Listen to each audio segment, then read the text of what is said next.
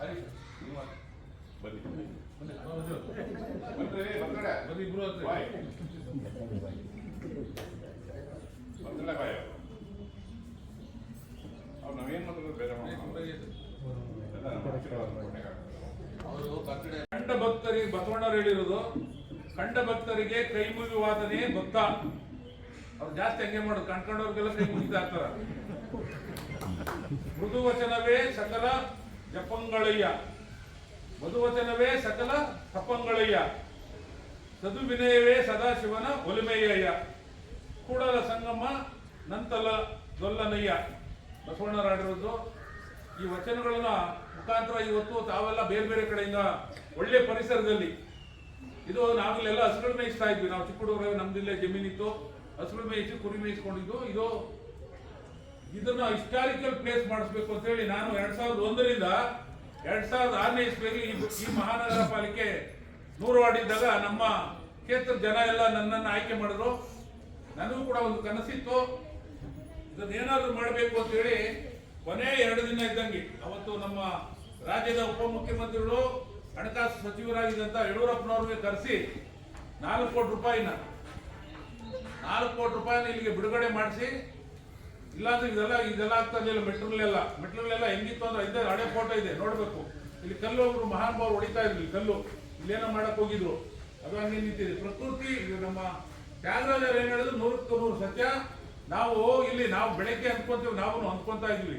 ಬೆಳಗ್ಗೆ ಈ ಕಡೆಯಿಂದ ಹತ್ತಿ ಆ ಕಡೆಯಿಂದ ಇದ್ರೆ ಒಂದು ವಾಕಿಂಗ್ ಆಗ್ಬಿಡುತ್ತೆ. ನಮ್ಗೆ ಒಳ್ಳೆ ಗಾಳಿ ವಾತಾವರಣ ಇದೆ. ದಯಮಾಡಿ ಇಂಥದನ್ನ ನಾವ್ಯಾರು ಇಲ್ಲಿ ಸ್ಥಳೀಯರಿದ್ದೀವಿ, ನಾವು ಇದನ್ನು ಕೂಡ ಉಪಯೋಗಿಸ್ಕೊಂಡ್ರೆ ದೇವ್ರ ದರ್ಶನ ಆಗುತ್ತೆ, ನಮ್ಗೆಲ್ಲ ಆಶೀರ್ವಾದನೂ ಸಿಗುತ್ತೆ. ಆದ್ರಿಂದ ಇದನ್ನು ನಮ್ಮ ತ್ಯಾಗರಾಜ್ ಅವರು ಹೇಳಿದಕ್ಕೆ ನಾನು ಸಹಮತ ವ್ಯಕ್ತಪಡಿಸ್ತಾ, ಇವತ್ತೇನು ಈ ಕಾರ್ಯಕ್ರಮದಲ್ಲಿ ಹುಟ್ಟಿದ ಹಬ್ಬಗಳನ್ನು ಆಚರಣೆ ಮಾಡಿಕೊಂಡ್ರೆ ನಮ್ಮ ಮಂಜುನಾಥ್ ಹಾಗೆ ನಮ್ಮ ಹರೀಶ್ನವರು, ಮತ್ತೊಮ್ಮೆ ಅವರಿಗೆ ನಾನು ಧನ್ಯವಾದಗಳು, ಶುಭಾಶಯಗಳನ್ನು ಹೇಳ್ತಾ ಎಲ್ಲ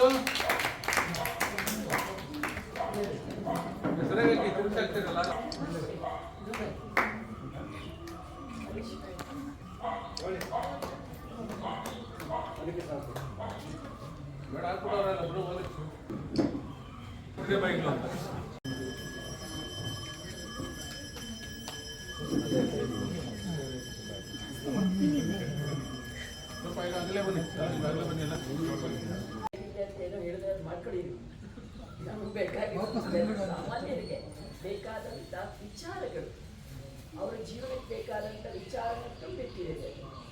ಸೊ ಅದರಿಂದ ನೆಕ್ಸ್ಟ್ ಒಂದೇ ಒಂದು ನನ್ನ ಒಂದು ಅನಿಸಿಕೆ ಹಾಗಾಗಿ ಇನ್ನೊಂದ್ಸರಿ ಮಾಡಿದಾಗ ಯಾವುದಾದ್ರು ಒಂದು ವಚನ ತಗೊಂಡು ಅದಕ್ಕೆ ಒಂದು ವಿಮರ್ಶೆ ಮಾಡಿ ವಿವರಣೆ ಕೊಟ್ಟಾಗ ಏನಾಗುತ್ತೆ, ಇಷ್ಟೊಂದು ತುಂಬಿದೆಯಾ ಅನ್ನುತ್ತೆ. ಪ್ರಕೃತಿ ಮಧ್ಯದಲ್ಲಿ ಇಲ್ಲಿಗೆ ಆನಂದ ಲಿಂಗೇಶ್ವರ ಅಂತ ಬಂದದ್ದು, ಆನಂದ ಬೆಟ್ಟ ಅಂತ, ಆನಂದಗಿರಿ ಅಂತ ಬಂದದ್ದು ನಮ್ಮ ಬಿಡಿ ಜತ್ತಿ, ನಿಮಗೆ ಗೊತ್ತಿದೆ. ಬಿಡಿ ಜತ್ತಿ ಅವರು ಮತ್ತು ಚಿದಾನಂದ ಗೊತ್ತಿಲ್ಲ, ಬಿಡಿ ಜತ್ತಿ ಅವರು ಮತ್ತು ರಾಮದಾಸ್ ಜಸ್ಟಿಸ್ ರಾಮದಾಸ್ ಅವರು ಇಲ್ಲಿ ವಾಕಿಂಗ್ ಬರ್ತಾ ಇದ್ದಾರಂತೆ. ಮೇನ್ ಇದಂತೆ ಮೇನ್ ನೋಡ್ತಾರಂತೆ, ಆಕಾಶ ಇದು ಆನಂದ ಆಯ್ತಂತೆ, ಆನಂದಗಿರಿ ಅಂತ ಅವರ ಹೆಸರು ಕೊಟ್ಟಿದ್ರು. ಆಮೇಲೆ ನಾವೆಲ್ಲ ಏನು ಮಾಡಿ ಆನಂದ ಲಿಂಗೇಶ್ವರ, ಆನಂದ ಗಣಪತಿ ಇದೆಲ್ಲ ಹೆಸರು ಕೊಟ್ಟಿದ್ದು. ಮತ್ತು ಎಲ್ಲರೂ ಸೇರಿ ಇದನ್ನು ಅಭಿವೃದ್ಧಿ ಮಾಡಲಿಕ್ಕೆ ಎಲ್ಲರೂ ಕೈ ಜೋಡಿಸಿದ್ದಾರೆ. ಮತ್ತು ಈ ಪ್ರಕೃತಿ ಮಾಡಲಿಕ್ಕೆ ಆ ಗಿಡಗಳನ್ನು ಹಾಕಿ ಎಲ್ಲ ಬೆಳೆಸಲಿಕ್ಕೆ ನಮ್ಮ ಶಂಕರ್ನ ನೆನಪು ತೀರ್ಕೊಂಡಿದ್ದಾರೆ. ಶಂಕರ್ನ ನೆನಪು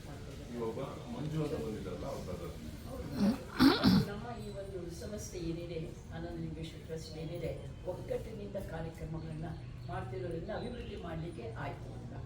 ಹಾಗೆ ತಾವೆಲ್ಲರೂ ಸಹ ಬಂದಿದ್ದೀರಿ ಇವತ್ತು.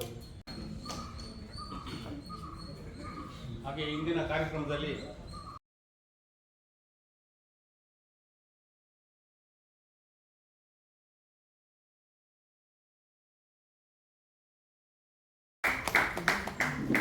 ಇದ್ದರೆಷ್ಟು ದೇವ ನಮಗೆ ಇಟ್ಟ ಪುಟ್ಟ ಹೊಟ್ಟೆಯ, ಬೆಟ್ಟದಷ್ಟು ಭಾರ ಹೊದಿಸಿ ಪುಟ್ಟ ಪುಟ್ಟ ಹೆಜ್ಜೆಯ. ನೀಳ ದೇಹವೆಮಗೆ ಕೊಟ್ಟು ಪುಟ್ಟ ಹೃದಯವಿಟ್ಟ, ಮುಗಿಲೆತ್ತರ ಚಿಂತೆ ಇಟ್ಟು ಸಣ್ಣ ಮೆದುಳ ಕೊಟ್ಟ. ಜೀವ ಒಂದೇ ಹೆಣ್ಣು ಗಂಡು ಲಿಂಗಭೇದ ಮಾಡಿ ಪ್ರೀತಿಯನ್ನು ನಡುವೆ ಇಟ್ಟ, ಏನೋ ಅವನ ಮೋಡಿ.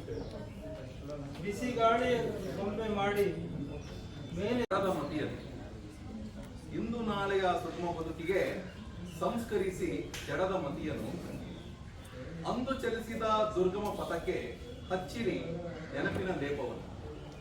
ಅಂದು ಚಲಿಸಿದ ದುರ್ಗಮ ಪಥಕ್ಕೆ ಹಚ್ಚಿರಿ ನೆನಪಿನ ಲೇಪವನ್ನು. ಕರದಲ್ಲಿ ಇರುವುದು ಕಾಯಕ ಮಂತ್ರ, ಕೂಡಿರಿ ಪ್ರಗತಿಯ ಬಂಡಿಯನ್ನು.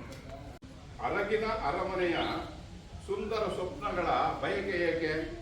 ನಿನ್ನ ಮನದನ್ನೇ ನಿನ್ನ ಮಡಿಲಲ್ಲಿರುವಾಗ ಅಷ್ಟೇ. ಮೂರನೇದು, ನಿಸರ್ಗದಲ್ಲಿ ಅರಳಿದ ಮಲ್ಲಿಗೆ ನೀನು ಎಂದು ಸವಿಗಾನ ಹಾಡಿದ ನೀನು ಮಲ್ಲಿಗೆ ಹೊತ್ತು ಬರುವೆಯ ನನ್ನ ಮುಡಿಯೇರಲು. ಎಲ್ಲ ಮಾಡಿಕೊಳ್ಳಬಹುದು, ಹೇಗೆ ಬೇಕಾದರೂ ಏನು ಬೇಕಾದರೂ ಮಾಡಿಕೊಳ್ಳಬಹುದು. ಈ ಕಾಳಸಂತೆಯಲ್ಲಿ ಕಷ್ಟಪಟ್ಟು ಬೆಳೆದ ರೈತರ ಕಣ್ಣೀರಿನ ಕಥೆ ಇದೆ. ಕಷ್ಟಪಟ್ಟು ಬೆಳೆದ ರೈತರ ಕಣ್ಣೀರಿನ ಕಥೆ ಇದೆ. ಬೆವರು ಹರಿಸಿ ರಕ್ತ ಸುರಿಸಿ ಅನ್ನ ಕೊಡುವ ಅನ್ನದಾತಗೆ 2 ಹೊತ್ತು ಉಣ್ಣುವ ಯೋಗ ಇಲ್ಲ. ಕಂದ ಅನುಬಂಧ ಕಂದ ನೀ ಆನಂದ ಕಂದ, ನವಮಾಸಗಳ ಗರ್ಭದಲ್ಲಿ ಸಂತೋಷ ತಂದ ನವನೀತ. ಅಮ್ಮನ ಮಡಿಲಿನ ವರವಾದೆ, ಮನೆ ಅಂಗಳದಿ ಬೆಳಕಾದೆ, ವಂಶದ ಕುಡಿಯಾಗಿ ಅರಳಿದೆ. ಯುವ ಜನತೆಯಲ್ಲಿ ಇವತ್ತು ಬೆಳೆಸ್ತಾ ಇತ್ತು. ದುರದೃಷ್ಟ ಸಂಗತಿ ಅಂದ್ರೆ ಇವತ್ತು ನಮ್ಮಲ್ಲಿ ಇರ್ತಕ್ಕಂಥ ಭವಿಷ್ಯ ಎಲ್ಲ ಮಕ್ಕಳು ಕೂಡ ಏನ್ ಮಾಡ್ತಾರೆ, ಎಲ್ಲ ಒಂದ್ ಕಡೆ ಸೋಷಿಯಲ್ ಮೀಡಿಯಾ ಗೀಳೋ ಅಥವಾ ಮೊಬೈಲ್ ಮುಖಾಂತರ ಗೀಳಿಗೆ ನಾವೆಲ್ಲರೂ ನಮ್ಮನ್ನ ಒಡ್ಡಿಬಿಟ್ಟಿದ್ದೀವಿ. ಅದಕ್ಕೆ ಈ ಒಂದು ಕವಿಗೋಷ್ಠಿಗೆ ಅಂತ ಸಾಹಿತ್ಯದಲ್ಲಿ ಆಸಕ್ತಿ ಇರ್ತಕ್ಕಂಥ ಪ್ರಮಾಣ ದಿನದಿನಕ್ಕೂ ಕಡಿಮೆ ಆಗ್ತಕ್ಕಂಥದ್ದು ಬಹಳ ಆತಂಕಕಾರಿಯಾದಂಥ ವಿಚಾರ.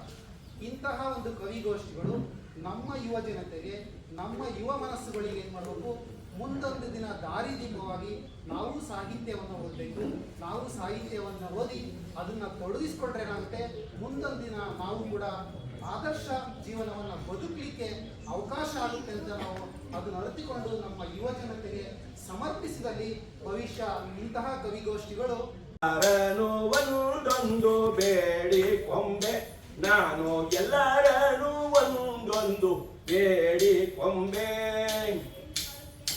ಭಕ್ತಿ ಇಲ್ಲದ ಧರ್ಮ ವ್ಯರ್ಥವಾಗುವುದೆಂದು ಭಕ್ತಿ ತ್ರಯವ ಕಲಿಸಿ ಮುಕ್ತ ನೆಲೆಸಿ. ಮುಕ್ತಿ ಪದವಿಗೆ ಸಂದ ಕರ್ತು ಬಸವೇಶನತಿ, ಭಕ್ತಿ ಭಿಕ್ಷೆಯ ನೀಡಿ ಸಲಹೆಮ್ಮನು ನೀನು, ಭಕ್ತಿ ಭಿಕ್ಷೆಯ ನೀಡಿ ಸಲಹೆಮ್ಮನು. ಎಲ್ಲ ಚರಣರ ನೆನೆದು ಇಲ್ಲಿನ ನಟನಾಗಿ ಎಲ್ಲರನ್ನು ಒಂದೊಂದು ಬೇಡಿ ಕೊಂಬೆ. ಇಂಬರಿದು ಶಿವನೊಳಗೆ ಸಂಭ್ರಮದ ನುಡಿ ಕಲಿತು, ಭೂಮಿಯ ಜನರೊಳಗೆ ನುಡಿಗಳರಿತು. ಗಂಭೀರನಾಗಿ ಹತ್ವ ಎಂಬುಜ ಅಜಗಣ್ಣ, ಗಂಭೀರ ಭಿಕ್ಷವನು ನೀಡು ನಮಗೆ. ಎಲ್ಲ ಆಗ ಬರುವೆ ಎಂದು ಹೇಳಿ ಹೋದವಳು ಇನ್ನೂ ಬರದೇ ಇರುವೆ ಏಕೆ ಪ್ರಾಣಸಖಿ? ನೀ ಇಂದು ಬರುವೆ ನಾಳೆ ಬರುವೆ ಎಂದು ಕಾದು ಕುಳಿತಿರುವೆ, ತಡ ಮಾಡದೆ ಬಂದು ಬಿಡು ನೀ ನಿರಂಜನೆ, ಕ್ಷಣ ಮಾತ್ರವೂ ನಾನಿದೆ ಚಂದ್ರಮುಖಿ. ಒಪ್ಪುವೆ, ಒಂದೆರಡು ಮಾತುಗಳು ಬಂದಾವು ಹೋದಾವು ಸಂಸಾರದೊಳಗೆ. ತಾಳಿಕೊಂಡು ಇರನೆನ್ನದೆ, ತಾಳಿ ಕಟ್ಟಿದವನ ದೂರದೆ, ಯಾರೊಬ್ಬರನ್ನು ದೂರದೆ ಸಾವಧಾನವಾಗಿತ್ತು ಬಿಡು ಕ್ಷಣಕಾಲ. ಕಾಲ ಹೀಗೆ ಇರೋದು ನನ್ನೊಲವೇ. ತಾಳಿದವನು ಬಾಳಿಯಾನು ಎಂಬ ಮಾತನ್ನು ನೀ ಕೇಳಿಲ್ಲವೇ? ತಾಳಿಕೊಂಡು ಕೆಲ ಕಾಲ ಇರಬಾರದೆ ನನ್ನ ಮನದೊಳಗೆ ದಮ್ಮೆಂದು ಅರಳಿರುವ ಬಾಡದ ಹೋಗಲು.